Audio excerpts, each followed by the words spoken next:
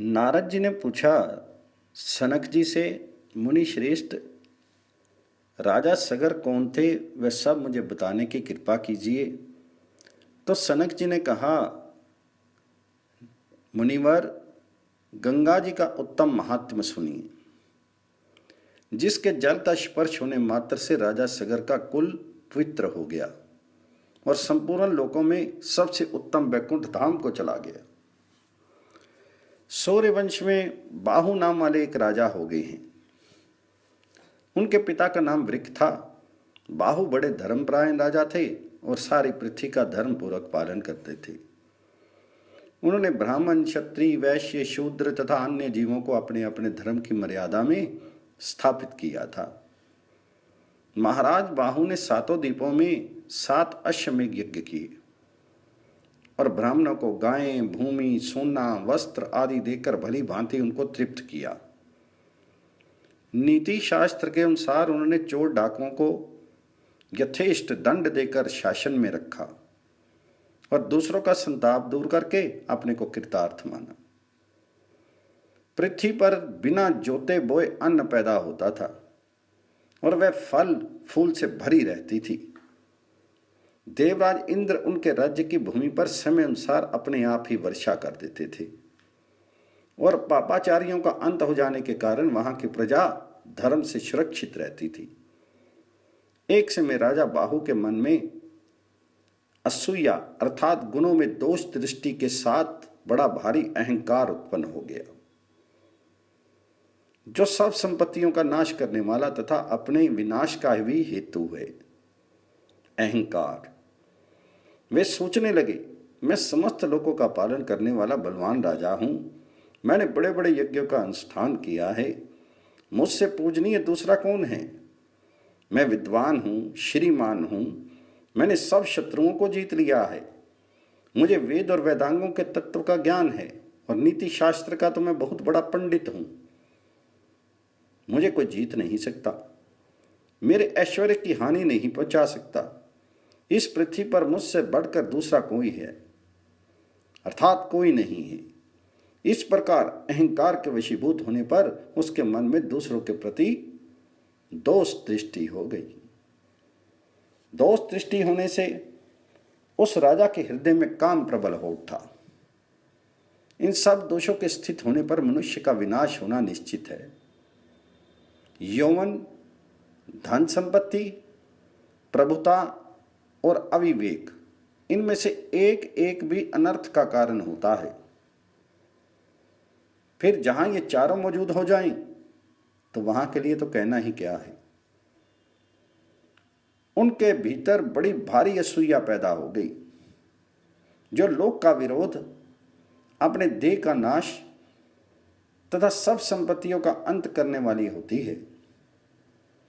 असूया से भरे हुए चित्त वाले पुरुषों के पास यदि धन संपत्ति मौजूद हो तो उसे भूसे की आग में वायु के संयोग के समान समझो। जिनका चित्त दूसरों के दोष देखने में लगा रहता है, जो पाखंड पूर्ण आचार का पालन करते हैं तथा सदा कटुवचन बोला करते हैं, उन्हें इस लोक में और परलोक में भी सुख नहीं मिलता है। जिनका मन असूया दोष से दूषित है तथा जो सदा निष्ठुर भाषण किया करते हैं, उनके प्रियजन, पुत्र तथा भाई बंधु भी शत्रु बन जाते हैं। जो पराई स्त्री को देखकर मन ही मन उसे प्राप्त करने की अभिलाषा करता है, वे अपनी संपत्ति का नाश करने के लिए स्वयं ही कुठार बन गया है। इसमें संशय नहीं है। जो मनुष्य अपने कल्याण का नाश करने के लिए प्रयत्न करता है, वही दूसरे का कल्याण देखकर अपनी कुत्सित बुद्धि के कारण उनसे डा करने लगता है, उनसे जलने लगता है।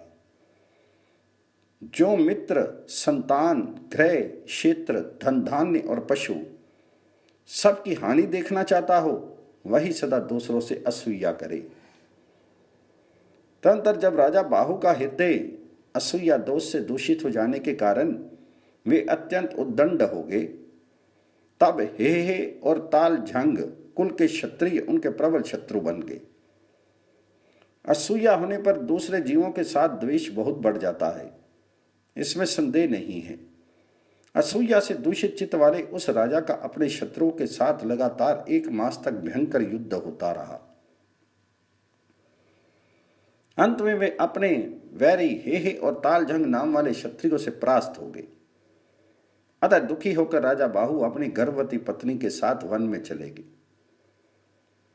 वहां एक बहुत बड़ा तालाब देखकर उन्हें बड़ा संतोष हुआ, परंतु उनके मन में तो असूया भरी हुई थी। इसलिए उनका भाव देखकर उस जलाशय के पक्षी भी इधर उधर छिप गए। यह बड़े आश्चर्य की बात हुई। उस समय बड़ी उतावली के साथ अपने घोंसलों में समाते हुए वे पक्षी इस प्रकार कह रहे थे, अहो बड़े कष्ट की बात है, यहां तो कोई भयानक पुरुष आ गया। राजा ने अपनी दोनों पत्नियों के साथ उस सरोवर में प्रवेश करके जल पिया और वृक्ष के नीचे उनकी सुखद छाया में जा बैठे। गुणवान मनुष्य कोई भी क्यों ना हो, वह सबके लिए श्लाघ्य होता है, और सब प्रकार की संपत्तियों से युक्त होने पर भी गुणहीन मनुष्य सदा लोगों से निंदित ही होता है।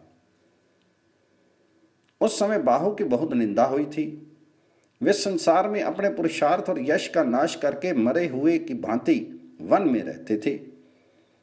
अकीर्ति के समान कोई मृत्यु नहीं है, क्रोध के समान कोई शत्रु नहीं है, निंदा के समान कोई पाप नहीं है, और मोह के समान कोई भय नहीं है। असूया के समान कोई अपकीर्ति नहीं है, काम के समान कोई आग नहीं है, राग के समान कोई बंधन नहीं है, और संग तथा आसक्ति के साथ कोई प्रिय नहीं है, कोई विष नहीं है।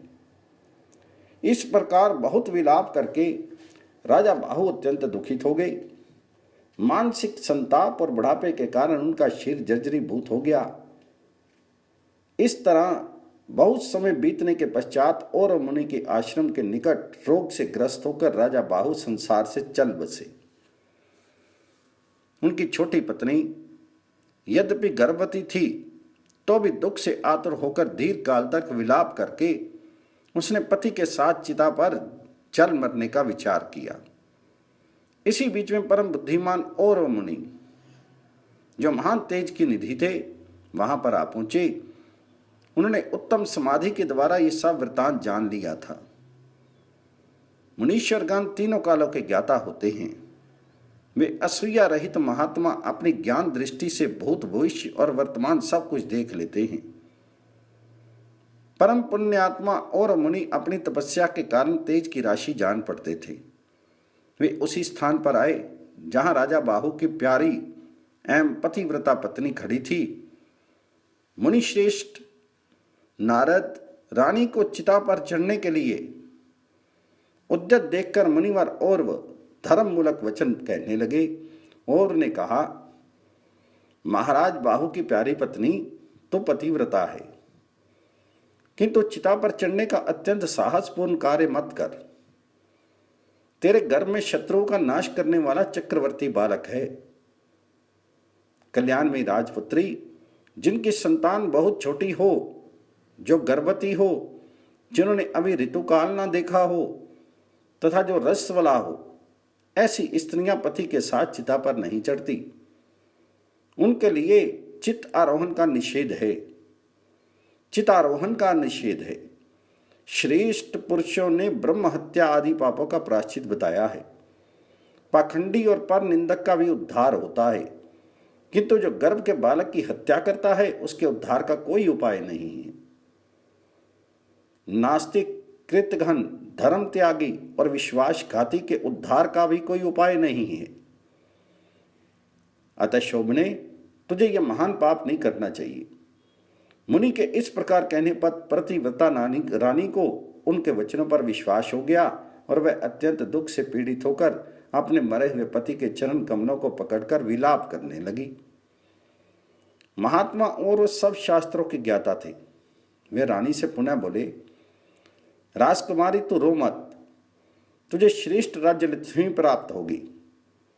इस समय सज्जन पुरुषों के सहयोग से इस मृतक शरीर का दाह संस्कार करना उचित है। अतः शोक त्याग कर तो सम्योचित कार्य कर। पंडित हो या मूर्ख, दरिद्र हो या धनवान तथा दुराचारी हो या सदाचारी, सब पर मृत्यु की समान दृष्टि है।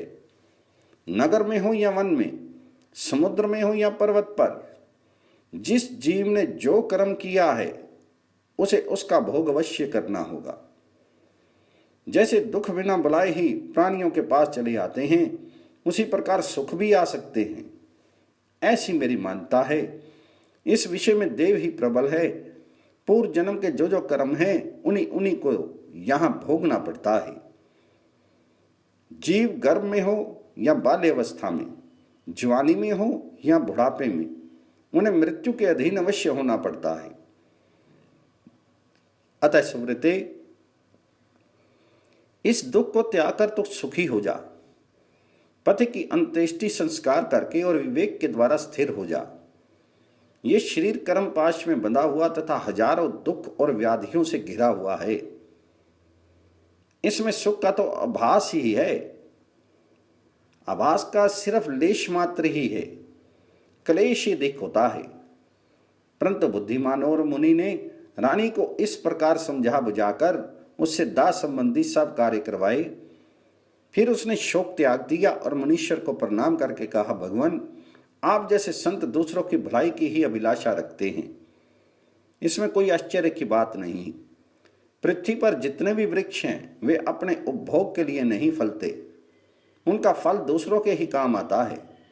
इसलिए जो दूसरों के दुख से दुखी और दूसरों की प्रसन्नता से प्रसन्न होता है, वही नर रूपधारी जगदीश्वर नारायण है। संत पुरुष दूसरों का दुख दूर करने के लिए शास्त्र सुनते हैं और अवसर आने पर सबका दुख दूर करने के लिए शास्त्रों के वचन कहते हैं।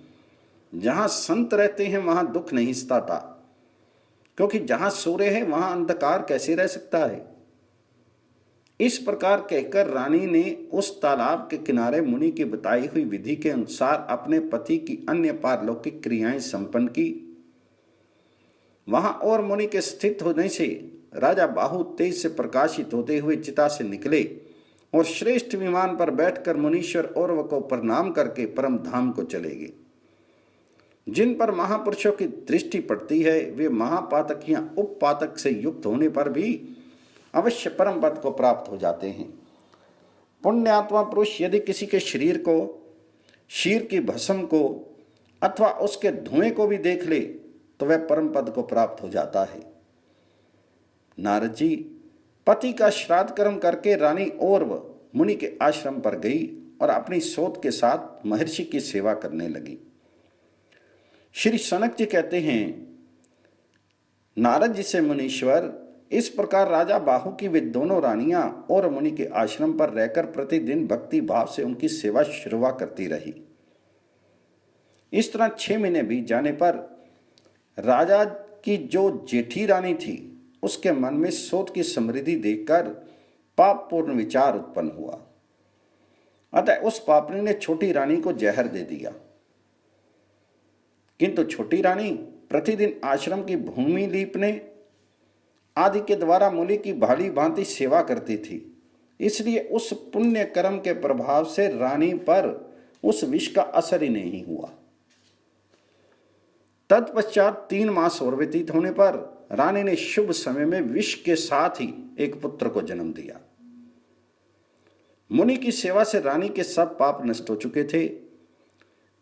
लोक में सत्संग का कैसा महात्म्य है, वह कौन सा पाप नष्ट नहीं कर सकता। और सत्संग के प्रभाव से पाप नष्ट हो जाने पर पुण्य आत्मा मनुष्यों को कौन सा सुख अधिक से अधिक नहीं मिल सकता। जानकर और अनजान में किया हुआ तथा दूसरों से कराया हुआ जो पाप है, उस सब को महात्मा पुरुषों की सेवा तत्काल नष्ट कर देती है। संसार में सत्संग के प्रभाव से जड़ भी पूज्य हो जाते हैं। जैसे भगवान शंकर के द्वारा ललाट में ग्रहण कर लिए जाने पर एक कला का चंद्रमा भी वंदनीय हो गया। इस लोक और परलोक में सत्संग मनुष्यों को सदा उत्तम समृद्धि प्रदान करता है। इसलिए संत पुरुष परम पूजनीय हैं। महात्मा पुरुषों के गुणों का वर्णन करने में कौन समर्थ है। उनके प्रभाव से गर्भ में पड़ा हुआ विष 3 मास तक पचता रहा। ये कैसी अद्भुत बात है। तेजस्वी मुनि और ने विष के सहित उत्पन्न हुए पुत्र को देखकर उसका जातकर्म संस्कार किया और उस बालक का नाम सगर रखा। माता ने बालक सगर का बड़े प्रेम से पालन पोषण किया। मुनीश्वर और ने यथा समय उसके चूड़ाकर्म तथा यज्ञोपवीत संस्कार किए तथा राजा के लिए उपयोगी शास्त्रों का उसे अध्ययन कराया। मुनि सब मंत्रों के ज्ञाता थे। उन्होंने देखा सगर अब बाल्यावस्था से कुछ ऊपर उठ चुका है और मंत्र ग्रहण करने में समर्थ है। तब उसे अस्त्र शस्त्रों की मंत्र सहित उन्होंने शिक्षा दी। महर्षि और से शिक्षा पाकर सगर बड़ा बलवान, धर्मात्मा, कृतज्ञ, गुणवान तथा परम बुद्धिमान हो गया। धर्मज्ञ सगर अब प्रतिदिन अमित तेजस्वी और मुनि के लिए समिधा, कुशा, जल और फूल आदि लाने लगा। बालक बड़ा विनयी और सद्गुणों का भंडार था। एक दिन उसने अपनी माता को प्रणाम करके हाथ जोड़कर कहा, माँ, मेरे पिताजी कहाँ चले गए हैं? उनका क्या नाम है और वे किसके कुल में उत्पन्न हुए हैं? ये सब बातें मुझे बताओ। मेरे मन में ये सुनने की बड़ी उत्कंठा है। संसार में जिनके पिता नहीं हैं वे जीवित होकर भी मरे हुए के समान हैं।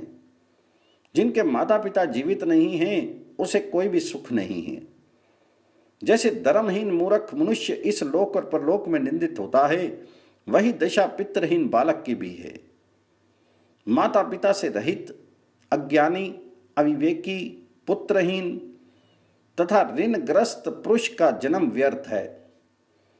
जैसे चंद्रमा के बिना रात्रि, कमल के बिना तालाब और पति के बिना स्त्री की शोभा नहीं होती, उसी प्रकार पितरहीन बालक भी शोभा नहीं पाता। जैसे धर्महीन मनुष्य, कर्महीन गृहस्थ और गौ आदि पशुओं से हीन वैश्य की शोभा नहीं होती, वैसे ही पिता के बिना पुत्र शोभित नहीं होता। जैसे सत्य रहित वचन, साधु पुरुषों से रहित सभा तथा दशा शून्य तप व्यर्थ है, वही दशा पिता के बिना बालक की होती है। जैसे वृक्ष के बिना वन, जल के बिना नदी, वेगहीन घोड़ा सब बेकार हैं, वैसे ही पिता के बिना बालक की दशा होती है। मां जैसे याचक मनुष्य लोक में अत्यंत लघु समझा जाता है, उसी प्रकार पितरहीन बालक बहुत दुख उठाता है।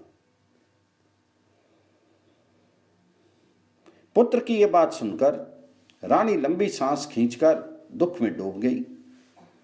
उसने सगर के पूछने पर उसे सब बातें ठीक ठीक बता दी।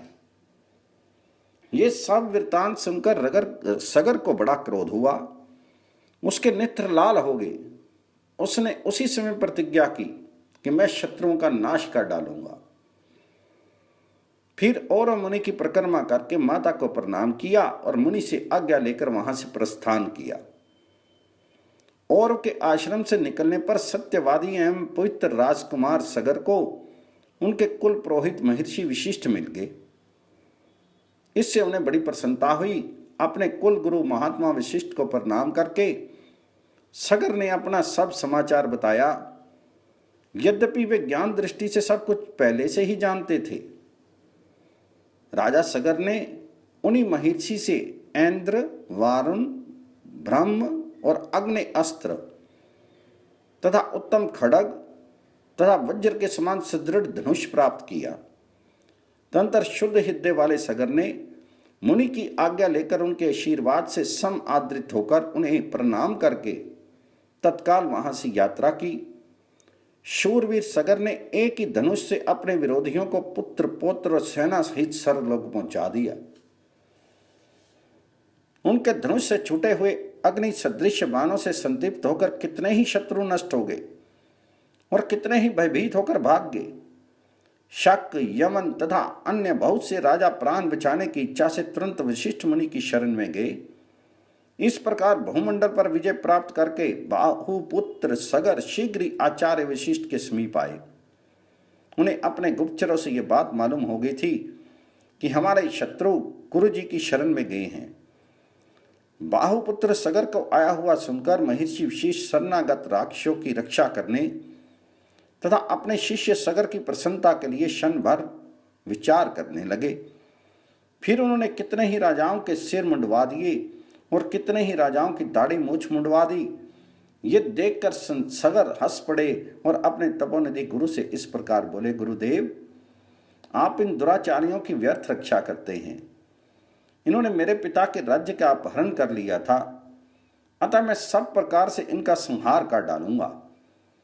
पापात्मा दुष्ट मनुष्य तब तक दुष्टता करते हैं जब तक कि उनकी शक्ति प्रबल होती है।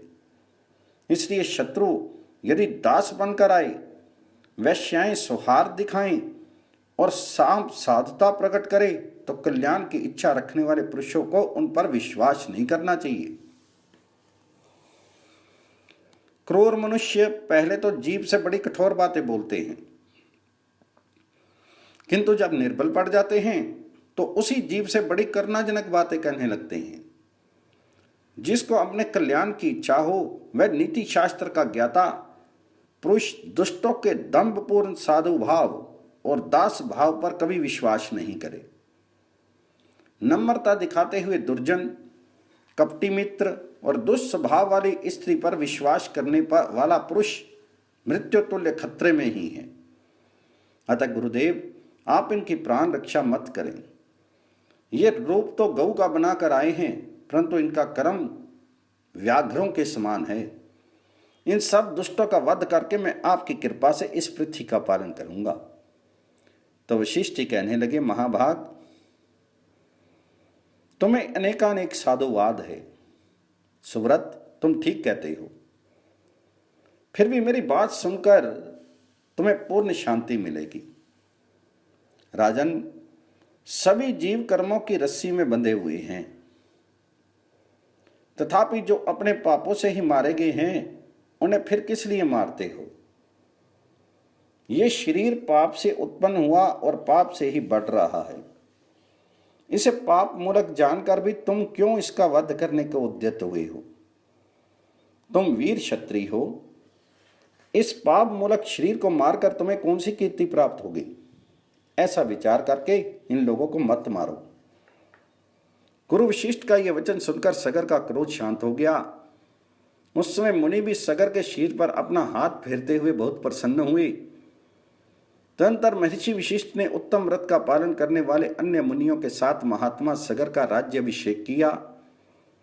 सगर की 2 स्त्रियां थीं, केशनी और सुमति। ये दोनों विदर्भ राज काश्यप की कन्याएं थीं। एक समय राजा सगर की दोनों पत्नियों द्वारा प्रार्थना करने पर भृगुवंशी मंत्रवेता और मुनि ने उन्हें पुत्र प्राप्ति के लिए वर दिया। वे मुनीश्वर तीनों काल की बातें जानते थे। उन्होंने क्षण भर ध्यान में स्थित होकर केशनी और सुमति का हर्ष बढ़ाते हुए इस प्रकार कहा और कहने लगे, महाभागे, तुम दोनों में से एक रानी तो एक ही पुत्र प्राप्त करेगी, किंतु वह वंश को चलाने वाला होगा, परंतु दूसरी केवल संतान विषयक इच्छा की पूर्ति के लिए 60,000 पुत्र पैदा करेगी। तुम लोग अपनी अपनी रुचि के अनुसार इनमें से एक एक वर मांग लो। और मुनि का यह वचन सुनकर केशनी ने वंश परंपरा के हेतुभूत एक ही पुत्र का वरदान मांगा तथा रानी सुमति के 60,000 पुत्र उत्पन्न हुए। केशनी के पुत्र का नाम था असमंजस। दुष्ट असमंजस उन्मत्त किसी चेष्टा करने लगा। उसकी देखा देखी सगर के सभी पुत्र बुरे आचरण करने लगे। इन सब के दूषित कर्मों को देखकर बाहुपुत्र राजा सगर बहुत दुखी हुए। उन्होंने अपने पुत्रों के निंदित कर्म पर भली भांति विचार किया। वे सोचने लगे, अहो, इस संसार में दुष्टों का संग अत्यंत कष्ट देने वाला है। तदनंतर असमंजस के अंशुमान नामक पुत्र उत्पन्न हुआ, जो बड़ा धर्मात्मा, गुणवान और शास्त्रों का ज्ञाता था। वह सदा अपने पिता में राजा सगर के हित में संलग्न रहता था। सगर के सभी दुराचारी पुत्र लोक में उपद्रव करने लगे। वे धार्मिक अनुष्ठान करने वाले लोगों के कार्य में सदा विघ्न डाला करते थे। वे दुष्ट राजकुमार सदा मद्यपान करते और पारिजात आदि दिव्य वृक्षों के फूल लाकर अपने शरीर को सजाते। उन्होंने साधु पुरुषों की जीविका छीन ली और सदाचार का नाश कर डाला। ये सब देखकर इंद्र आदि देवता अत्यंत दुख से पीड़ित होकर इन सगर पुत्रों के नाश के लिए कोई उत्तम उपाय सोचने लगे। सब देवता कुछ निश्चय करके पाताल की गुफा में रहने वाले देव देवेश्वर भगवान कपिल के समीप गए। कपिल जी अपने मन से परम आनंद स्वरूप आत्मा का ध्यान कर रहे थे। देवताओं ने भूमि पर दंड की भांति लेटकर उन्हें साष्टांग प्रणाम किया और इस प्रकार स्तुति की। भगवान, आप योग शक्तियों से संपन्न हैं, आपको नमस्कार है। आप सांख्य योग में रत रहने वाले हैं, आपको नमस्कार है। आप नर रूप से छिपे हुए नारायण हैं, आपको नमस्कार है। संसार रूपी वन को भस्म करने के लिए आप दावानल के समान हैं तथा धर्म पालन के लिए सेतु रूप हैं, आपको नमस्कार है। प्रभु, आप महान वीतराग महात्मा हैं, आपको बारंबार नमस्कार है। हम सब देवता सगर के पुत्रों से पीड़ित होकर आपकी शरण में आए हैं, आप हमारी रक्षा कीजिए। तो कपिल जी ने कहा, श्रेष्ठ देवगण, जो लोग इस जगत में अपने यश, बल, धन और आयु का नाश चाहते हैं, वे ही लोगों को पीड़ा देते हैं।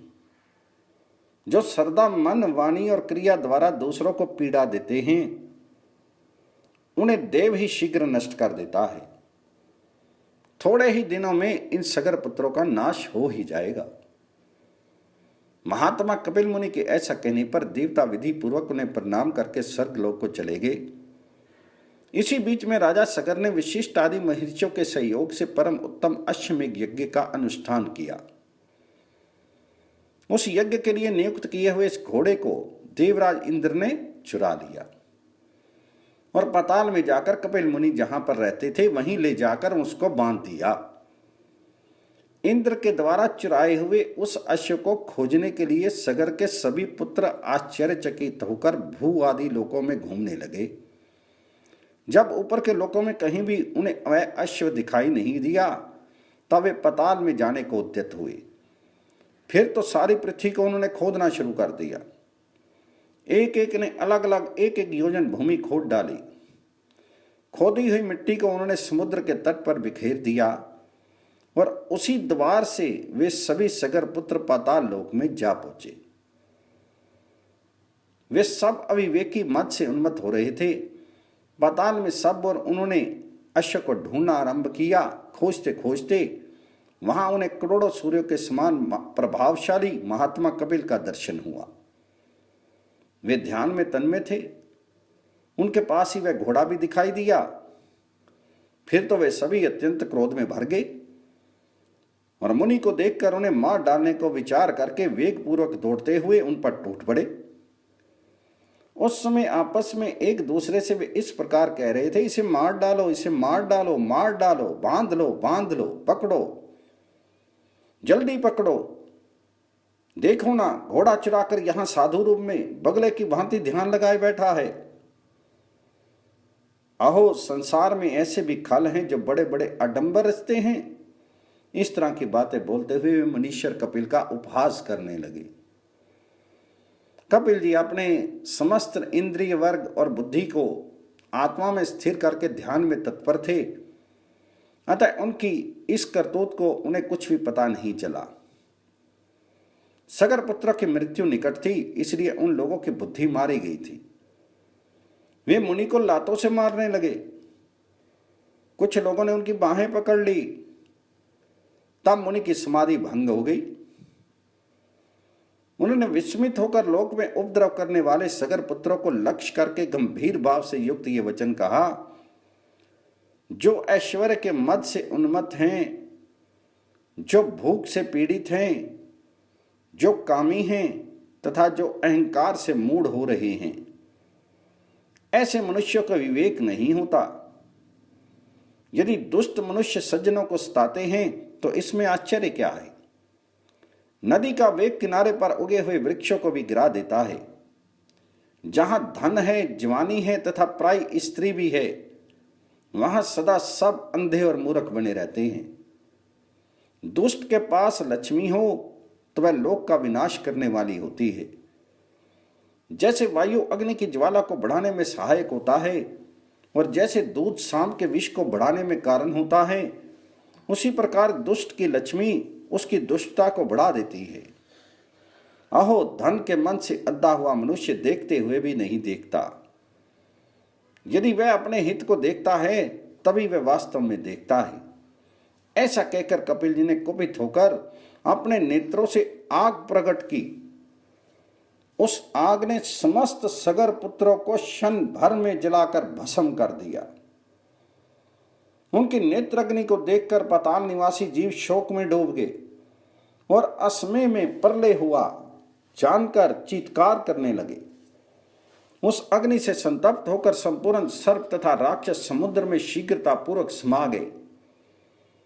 अवश्य साधु महात्माओं का कोप दुस्सह होता है। तदंतर देवदूत ने राजा के यज्ञ में आकर यजमान सगर को वह सब समाचार बताया। राजा सगर सब शास्त्रों के ज्ञाता थे।